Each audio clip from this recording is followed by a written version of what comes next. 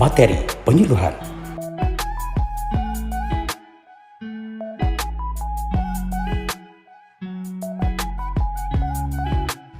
Halo Sobat Tani, jumpa kembali di acara materi penyuluhan pertanian. Di dalam episode kali ini, saya akan menginformasikan tentang pembuatan produk organik solusi pengganti mahalnya harga pupuk. Pupuk merupakan kebutuhan sangat vital bagi petani untuk mendukung pertumbuhan tanaman pertanian.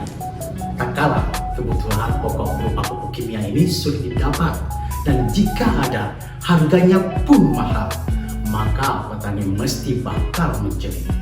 Nah, guna menekan ketergantungan terhadap pupuk kimia, kami punya alternatif untuk sobat tani, yaitu menggunakan produk pupuk organik cair dan harganya jauh lebih murah. Meski butuh tenaga banyak, tetapi untuk keterberlanjutan, kesuburan tanah jelas lebih bermanfaat.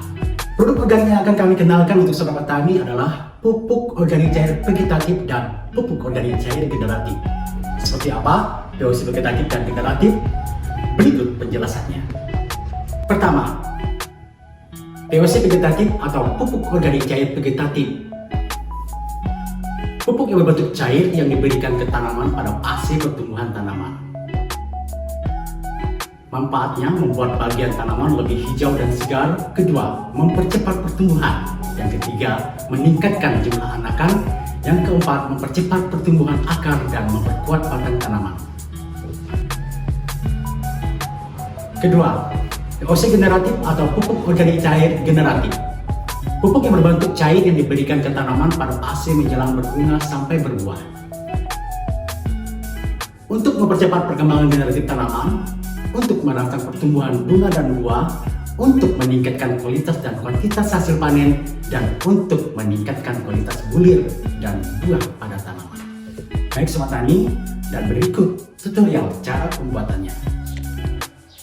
Tahap pertama, masukkan SP36 sebanyak 10 gram atau 1 sendok makan, kemudian masukkan Vertipos sebanyak 10 gram atau 1 sendok makan, dilanjut masukkan boron 10 gram atau 1 sendok makan, dan dolomit 40 gram atau 1 sendok makan, lalu ditambahkan air kelapa sebanyak 2 liter, kemudian diaduk rata.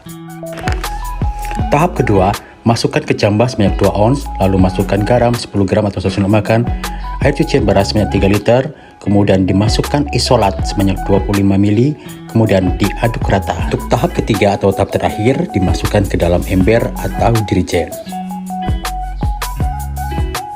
Untuk tahap pertama, masukkan SP36 sebanyak 10 gram atau 1 sendok makan, kemudian masukkan Vertipos 10 gram atau 1 sendok makan, lalu ditambahkan air kelapa sebanyak 3 liter, lalu diaduk rata.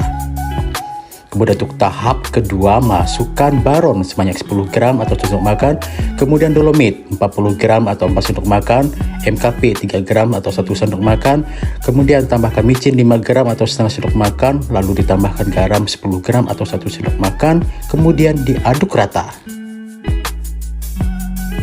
Untuk langkah selanjutnya, kita tambahkan air cucian beras sebanyak 2 liter, kemudian isolat sebanyak 25 ml, lalu diaduk rata. Tahap selanjutnya, dimasukkan dalam dirijen, tutup menggunakan plastik dan bagian atas ditusuk menggunakan jarum, difermentasi selama 2 minggu atau 14 hari. Untuk dosis aplikasi kedua POC tersebut sebanyak 100 atau 150 ml per 15 liter air atau per tangki. Kemudian disemprotkan ke tanaman setiap 10 hari sekali. Nah Sobat Tani, seperti itulah tadi cara pembuatan POC vegetatif dan generatif. Dan perlu diingat bersama bahwa POC vegetatif digunakan pada saat sebelum dan sesudah tanam, sedangkan POC generatif digunakan pada saat tanam menjelang fase berbunga dan berbuah. Mari kita mulai membiasakan diri untuk menggunakan produk organik guna mengimbangi penggunaan pupuk kimia berlebihan yang berdampak pada kerusakan fisik alami tanah dan kesehatan kita sendiri. Selain itu juga bisa mengurangi biaya pengeluaran dalam berusaha tani. Demikian materi penyuluhan kali ini, dan kita akan berjumpa lagi dengan materi-materi penyuluhan lainnya yang tentunya saya bermanfaat bagi kita semuanya. Sekian dari saya, penyuluh kerja nyata bersama Membangun Pertanian, PPP Selakau, keren dan tangguh.